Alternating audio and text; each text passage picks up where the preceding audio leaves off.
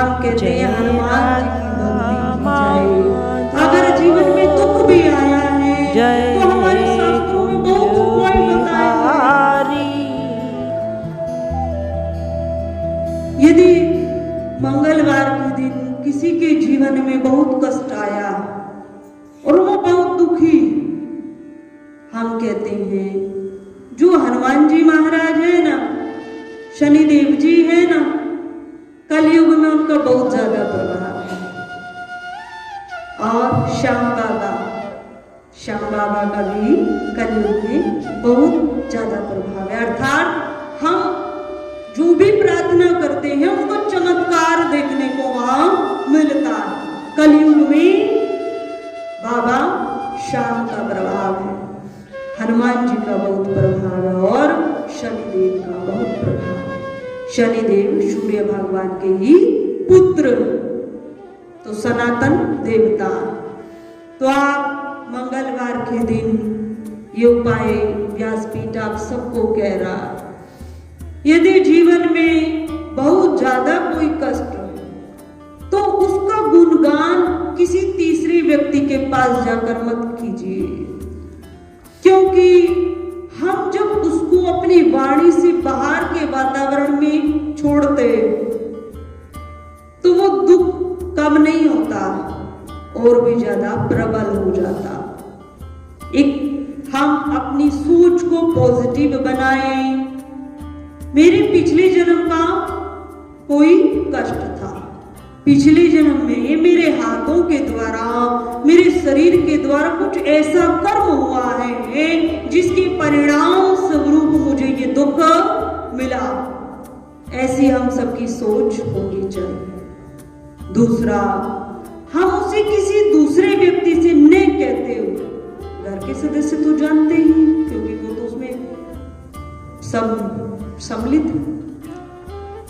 हनुमान जी के मंदिर में जाकर शनिवार में भी जा सकते हैं, मंगलवार में भी जा सकते हैं, नारियल की भेंट अर्पित करेंगे। नारियल हमारे यहाँ कोई साधारण नहीं है, हम सब नारियल की महिमा को भूलते जा रहे हैं। नारियल क्या है? केवल पानी का गोला नहीं है नारियल।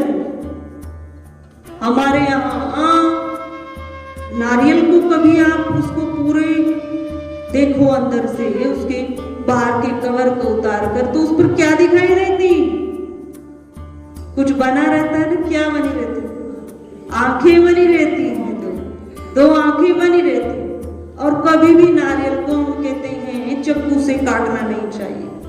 हमारे यहाँ नारियल तोड़ा जाता है, चाकू से काटा नहीं जाता, पाप है काटना। कभी भी नारियल को चाकू से, जो बीच का भाग है, गोला है, उसको काटना नहीं चाहिए, तोड़ना चाहिए। पूरा जब वह सूखा भी हो जाता है तब भी उसे हाथों से तोड़े, नीचे तोड़े, पर चाकू से उसको न काटे, टूट जाता है।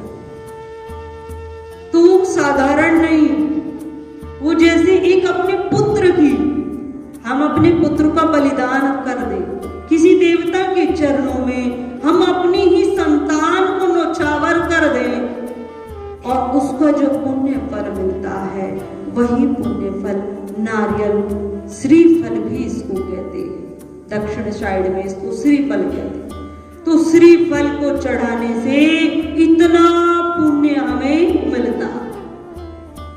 तो भगवान हनुमान जी के मंदिर में जाकर नारियल को हम चढ़ाएं और 7 बार वहीं पर बैठकर, जहां प्राण प्रतिष्ठित हनुमान जी, 7 बार स्वच्छ हृदय से स्नान करके जाएं, पवित्र भाव लेकर जाएं और वहां पर बैठकर 7 बार हनुमान चालीसा का पाठ करें। यदि 3 बार भी प्रत्येक मंगलवार ऐसा कर दें तो भाई, जो भी जीवन में समस्या आ रही, कोई शत्रु बाधा है तो वह भी नष्ट हो जाएगी। आप अपने आप ऑटोमेटिक देखोगे कि वो व्यक्ति आसपास की जो जिनसे कष्ट था वो वहां से सब चले गए।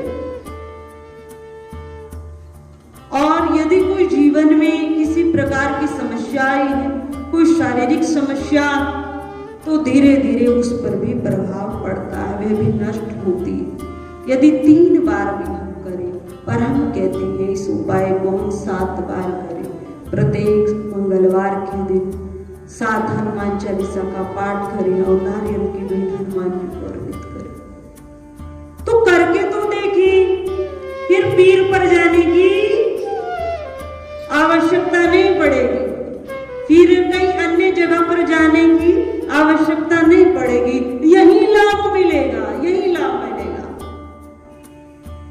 और शनि देव पर भी यदि व्यापार में कोई बाधा आई, कई भाई आते हैं चलते चलते व्यापार एकदम से साध्वी जी खराब हो गया, चलते चलते अमुक ने ऐसा कहा, ऐसा हो गया।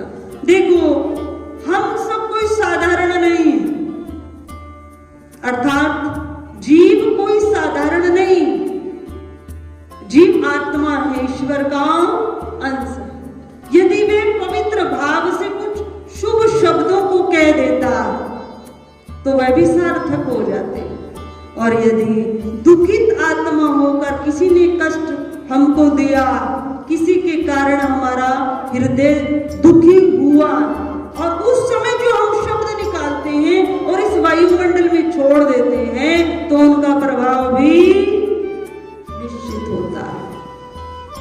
तो यदि व्यापार में बाधा है तो हम श्री शनिदेव जी के महाराज जी के मंदिर जाएं और शनिवार के दिन उनकी आंखों में हम न देखें, क्योंकि शनि जी की ही जो एक दृष्टि पड़ जाती है, एक वो गलत मानी जाती है। और शनिदेव की आंखों में हम सबको किसी को भी किसी भी मंदिर में जाकर नहीं देखना चाहिए। चरणों की ओर देखते हुए हम शनिदेव को प्रणाम करें, तेल अर्पित करें, तेल की ज्योति जगाएं, कुछ समय बैठें और अपने हृदय के भाव को हम रखें। प्रत्येक शनिवार वहां जाएं तो देखो लाभ मिलेगा। अगर हमारा व्यापार सत्य का है, उसमें किसी को हम कष्ट नहीं देते, हाँ अर्थ की तो आवश्यकता सबको है, तो उसमें तत्काल प्रभाव दिखाई देगा। करके देखें। तो हमारे शास्त्रों में हमारे संत जन बहुत ऐसे उपाय बताते हैं जिनसे जो जीवन की छोटी छोटी समस्याएं उत्पन्न हो जाती हैं वो सब नष्ट हो जाए। ऐसे उपाय तो हम उनको अपनाएं, न कि हम किसी के इतिहास को जाने, हमने सोम गलत खान पान नहीं किया और हम वहां जाकर मत्था टेक के आते हैं। जो सोम मांसाहार करते थे उनका जल लेकर घर में छिड़कते हैं, जो सोम अपवित्र थे। तो इस पर हम ध्यान दें। हम उनको नहीं रोक पा रहे हैं, हम अपने परिवार को तो बचा सकते हैं, उनको बचाएं। तो चर्चा चल रही है कर्म योग पर कि आज कलयुग का प्राणी बिना फल की इच्छा किए कोई कर्म करता ही नहीं। तो हम तो कर्म के योग पर चल ही नहीं सकते, ज्ञान के योग पर हम चल ही नहीं सकते, तो कहां चल सकते हैं? कलयुग का प्राणी केवल भक्ति योग पर हम चल सकते हैं। यदि हमारा उद्धार हो सकता है तो वो केवल भगवान की कथा से हो सकता है, भगवान के गुणगान करने से हमारा उद्धार हो सकता है। तो भक्ति योग, इसीलिए कलयुग में भक्ति योग की प्रधानता है कि सामान्य जन भगवान का दर्शन पाते हुए भगवान की कथा को सुनेंगे, भगवान के जप को, भगवान के नाम की महिमा का गान करते हुए जब भगवान का करेंगे तो कलयुग के मनुष्य पार हो जाएंगे। इसीलिए भक्ति योग की प्रबलता कलयुग में रही है। भक्तमाल कथा भक्ति योग पर ही आधारित है। भक्तमाल कथा का प्रारंभ कहां से हुआ और ये दिव्य ग्रंथ कहां से आया? भक्तमाल ऐसा ग्रंथ है कि जितने बड़े बड़े ऋषि मुनि ज्ञानी जन हुए उन सब का चरित्र वो कैसे थे, कैसे उन्हें भगवान की भक्ति प्राप्त हो गई, कैसे उन्हें दिव्य ज्ञान प्राप्त हुआ, उन सब की लीलाओं का वर्णन भक्तमाल ग्रंथ में मिलता है। भगवान के 24 अवतार हुए, उन 24 अवतारों का वर्णन भक्तमाल कथा में मिलता है। भक्त और भगवान, इनमें कोई अंतर नहीं। परम पूज्य श्री साध्वी ब्रह्म ज्योति सरस्वती जी के प्रवचन प्राप्त करने हेतु दिव्य वाणी चैनल को सब्सक्राइब करें, वीडियो को शेयर करें और